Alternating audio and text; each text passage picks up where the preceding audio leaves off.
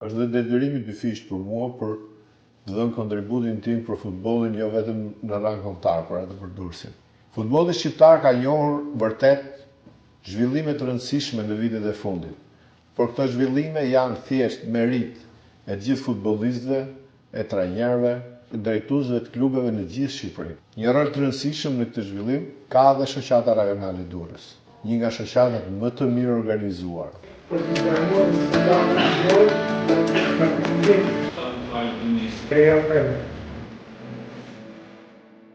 Ne kemi mundësi për të bërë më shumë, që të kemi më shumë fëmijë në futboll. Ky është objektivi jonë kryesor. Unë kam shumë besim tek ju, kam shumë besim tek drejtuesit e shoqatës dhe me mbështetjen e pakursyer të Federatës së Futbollit që ne do të kemi një tashmë më të mirë.